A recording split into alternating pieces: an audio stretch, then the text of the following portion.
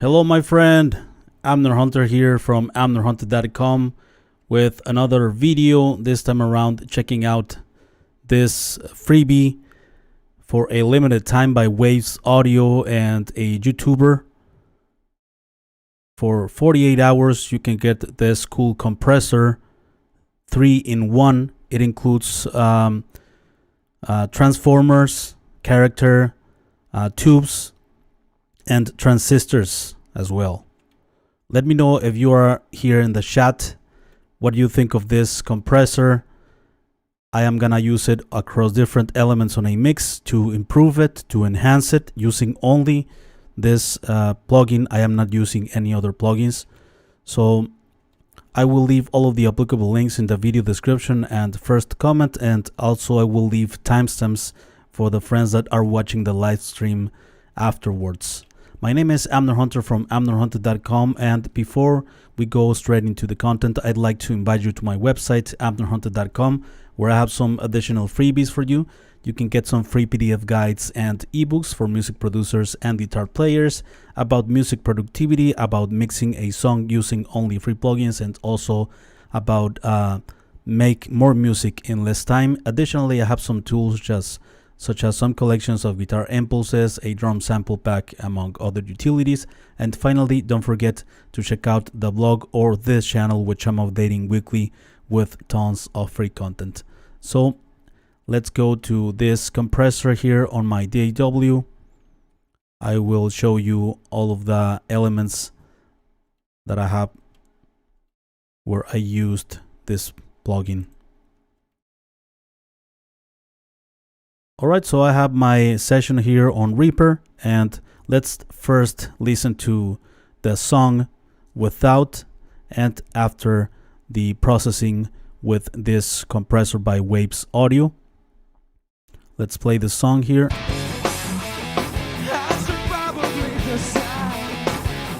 So no processing. I will turn on all processing.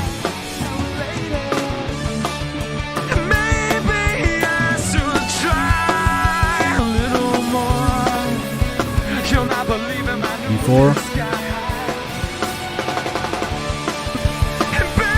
after, before. Alright, so let's go here quickly to check out this compressor, the features, the functions and all that before entering with all of the individual instruments, and to share with you the decisions that I made and how you can improve your mixes using compression. You don't need this compressor specifically, but I'm showing you this compressor on this video. But I think the fundamentals of compression can be useful to every compressor out there and any instrument out there. So first, let's check out the features of this compressor. So this plugin has some analog characteristics, and you can choose 4 different characters here, this button, or you can turn it off. And like I mentioned in the beginning of the video, it has some transformers, transistors, and tubes characteristics here. And right, the usual compressor, the usual knobs and controls on a compressor, such as the ratio, right? You have slow ratio 3:1, for instance, here, all the way up to 50:1 that enters in the limiting territory. Then you have the threshold, the usual control here. Instead of most compressors, you turn this knob to the left to start compressing. This knob turns to the right to compress, all right, in that way. And then you have the attack, faster attack to the left and faster and a slower attack to the right. You have the release also, the same, it's faster release to the left and slower attack to the right from 33 milliseconds all the way up to 3 seconds. So a lot, very, very slow release there. And then we have the mix control, dry and wet, 100%. The output to compensate. You have also a limiter. If you enable this, you will prevent any digital clipping or something, digital distortion. You're gonna prevent the signal going after 0 decibels. Here in the release, you have the option to use the release using the BPM of your song. Here, if you click on host, it's gonna follow the BPM of your project, which is very useful because the release, it's when the compressor goes back, so it recovers the signal, and if it's on time with the song, it's better, it's more musical, right?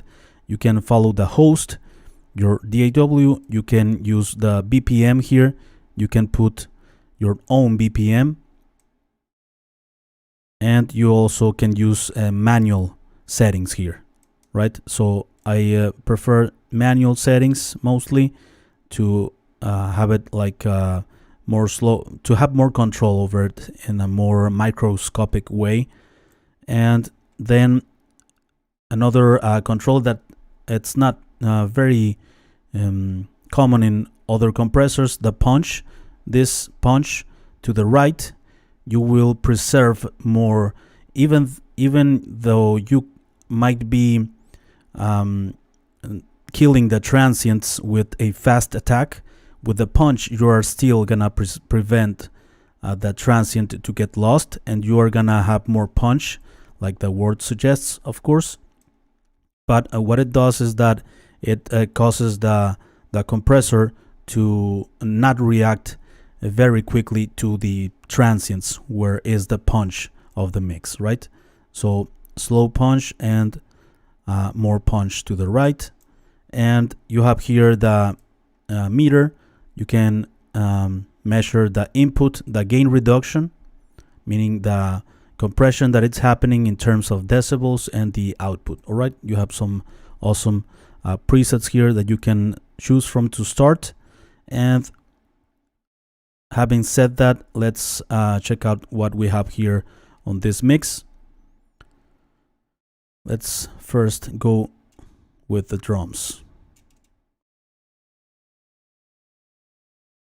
So here on the drums, I have the H-Comp hybrid compressor across different parts of the kit here. I have it on the drum bus, I have it on the kick, both of the snare tracks. I have it also on the both of the overheads and both of the room microphones. All right, so let's check out the drum bus here, what I have. Let's play the drums and let's enable the compressor on and off.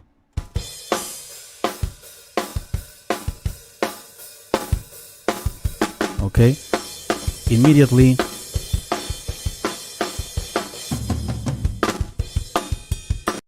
the drums sound more in your face, more upfront, because that's what the compressor can do. It's that it levels every most of the hits, so it makes the drums more consistent. So even though they might be at the same perceived volume, you are gonna hear them more upfront,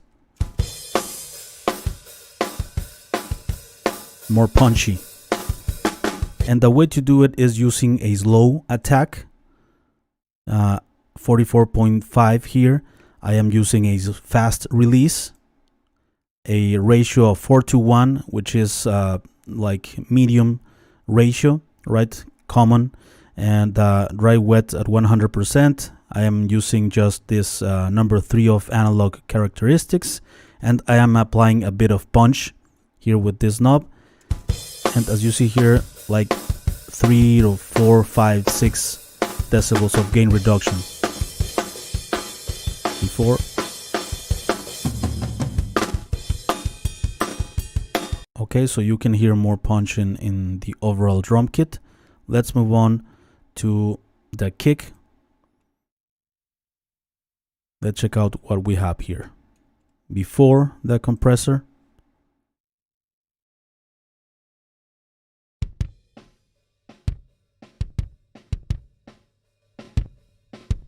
Okay, the same. The kick drum gets more in your face. The low frequencies of the kick drum are more exaggerated because the compressor put every hit more consistent, more at the same level. And the way to do it is following the same advice. Pretty much in a lot of percussion elements, I follow the same philosophy, which is slow attack time. 30-40 milliseconds will do for every instrument of percussion. Fast release time for you give the compressor more chance to recover before the next hit. So a fast release, right? The threshold, I have here like 6 decibels of gain reduction. And I have also a 4:1 ratio. I increased the punch to preserve the transient more. And that's pretty much it. And let's before and after. Okay, and let's check out the snare. I have 2 tracks for the snare here. Let's see what's happening here.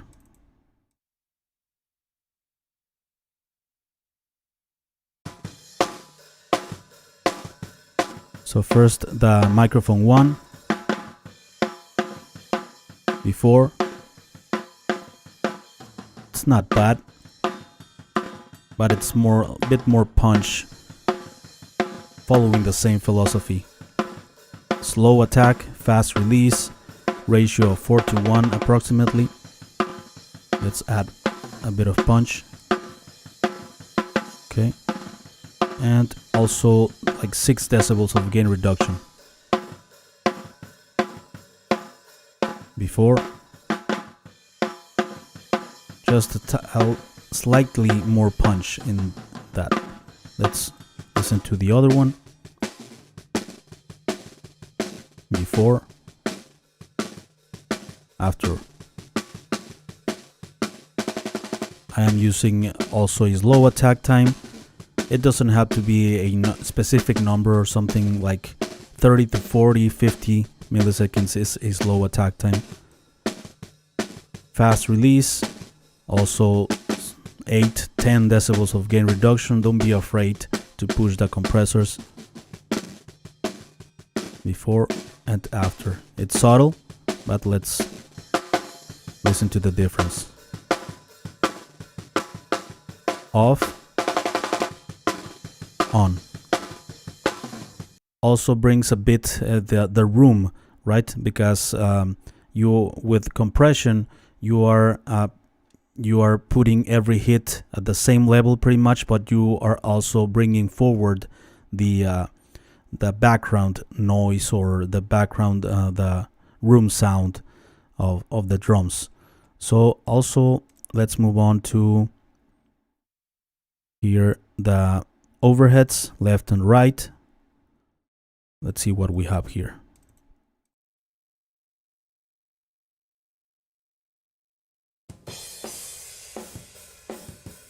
So compressor on, left and right.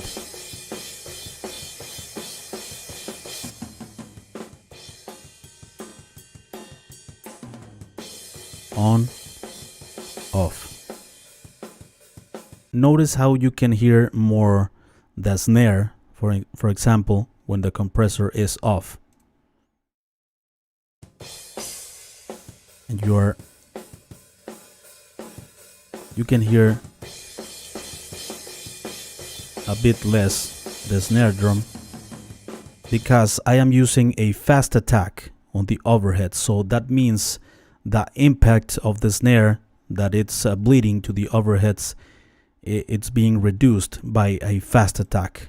I am not using punch, as you see here, and with the fast attack I am killing pretty much the transients, leaving most of the tail of the sound, the roomy sound of the overheads. right? It's more like dry. And with this, I bring forward the room. A medium, slow, medium, yeah, release time on both of them. And a lot of gain reduction on the two. All right, let's have a similar approach on the room microphones, left and right. Let's check out what we have here.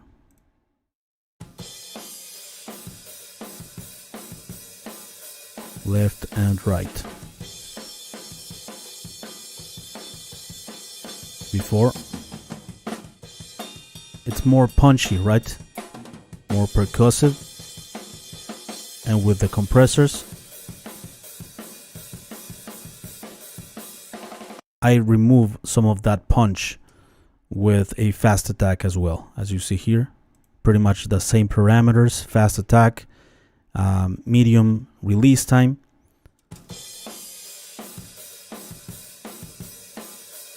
I want to destroy a bit of those overheads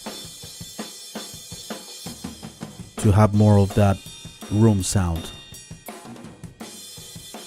All right, then let's move on with, by the way, let's check out the drums with all of this engaged.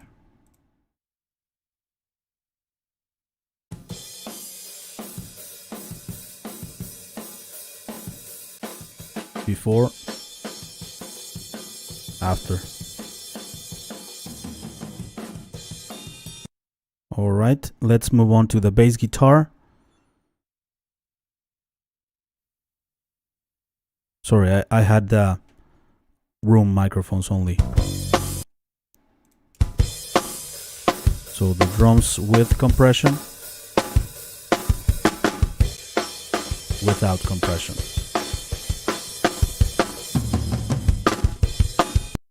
All right, let's move on with the bass guitar.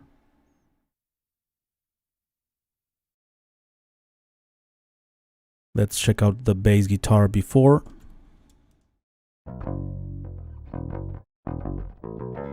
After. I bring the bass more forward in the mix, more consistent. The clean bass guitar, it's like very dynamic, so a lot of notes jump all over the place. And with this compressor, I am, as you see, reducing a lot of the dynamic range with a fast attack time and fast release time. I have like 24 decibels of gain reduction. That makes the bass guitar more even. And I also am using the limiter here, so I am limiting the bass pretty much. It has less perceived volume, but with so much gain reduction, I needed to gain compensate with this output.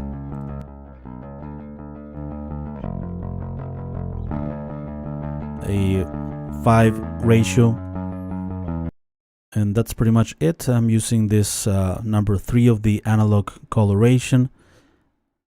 And let's move on with the next instrument here, where I used the compressor, which are the vocals. I used on 3, pretty much the same philosophy on all 3 vocals. Let's check out what's going on with the vocals here. I'm gonna use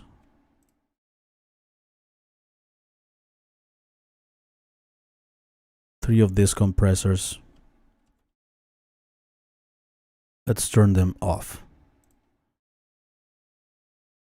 I should probably decide.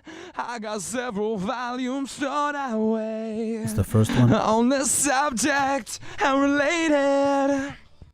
Maybe I should try a little more. Okay, again, without compression. I I should probably decide. Very I dynamic got several vocals. volumes stored away on this subject and related.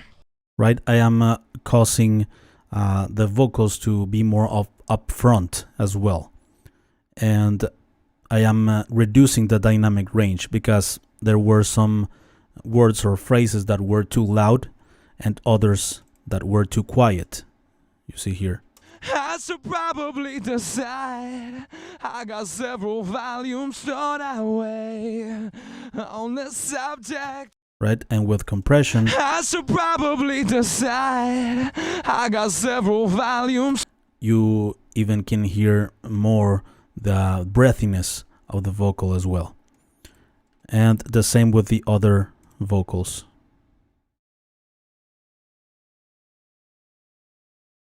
Maybe I should try a little more. Before, You'll not believe in my new disguise. afterwards. For this on vocals, don't be afraid to use faster attack times. I mean, not the fastest there is, but use a fast attack time to really control those peaks, those phrases that are jumping all over the place, and you, in that way, you're gonna have a more control, more consistent vocal level. And I am using a 4 to 4 milliseconds release, attack time, the same in the other one, and a fast release time to give the compressor the chance to recover fast enough to compress the next vocal phrase or word, right? Maybe I have also a bit of limiting. a little more. You'll not believe in my new disguise. I am using a ratio of 5 to 1, and I am using an output to compensate the volume that I lost during the compression. Maybe I should try a little. Because there is a lot of gain of compression happening, like 12 decibels of gain reduction. Maybe I should try a little more. And I needed You'll not believe in my. some more volume in the output to compensate that volume or gain lost, and there now the vocals can sit better in the context of the mix. The other part of the vocal in the bridge of the song, I followed the same philosophy here. I would never want to complicate your life. Very It's the dynamic. reassurance of why we. You even can see the waveform here. Peaks and very quiet parts. So this is not gonna work in a song. We need to compress quite heavily, especially in metal. I would never want to complicate your life. Right? It's the reassurance of why we'll be alright. It remains more consistent throughout the whole performance.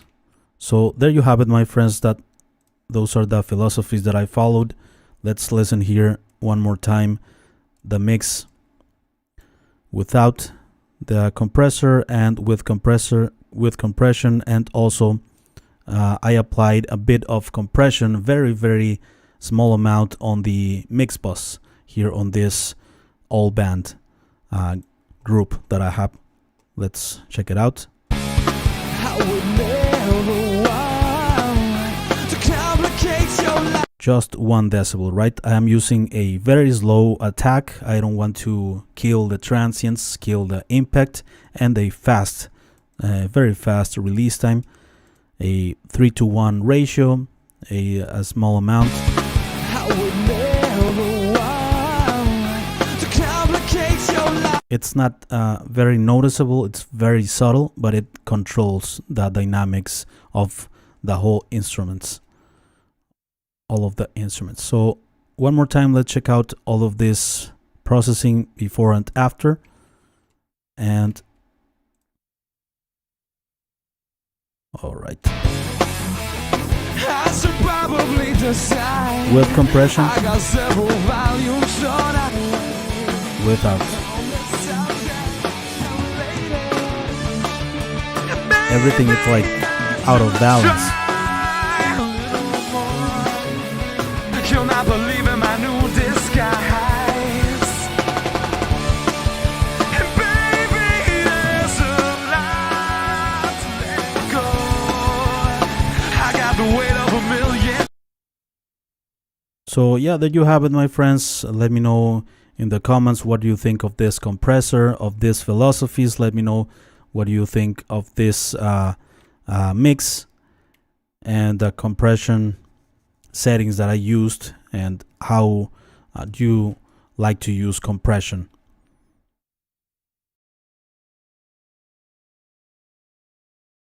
Let's see if we have someone here in the comments. John Snyder, thanks a lot, John, for the super chat. Just out of curiosity, what's your general compression settings for like overheads and rooms, Amner? John, thanks for the question. And I like to heavily compress the rooms.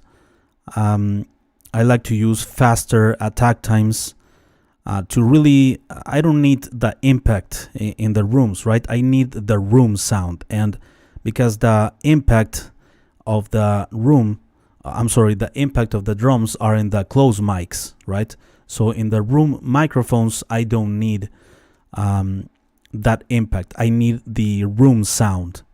And I use fast attack times to kill those like spikes and leave the tail, the room sound.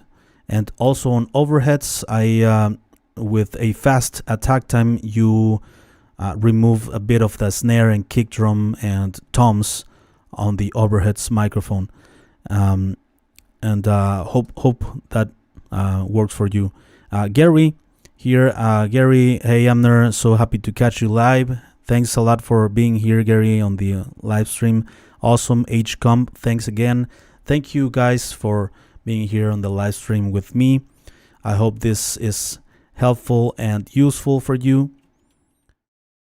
Remember that I have some free stuff here on my website in case that you want to check out some free PDF guides and ebooks for music producers and guitar players about music productivity, how to make more music in less time, and also how to mix a song using only free stuff. Additionally, I have some tools such as some collections of guitar impulses, a drum sample pack, among other utilities. And finally, don't forget to check out the blog or this channel, which I'm updating weekly with tons of free content. Thank you so much, my friends, for being here one more time. I appreciate you. I appreciate the time you spend with me, and I will see you very soon in the next video. All right, take care.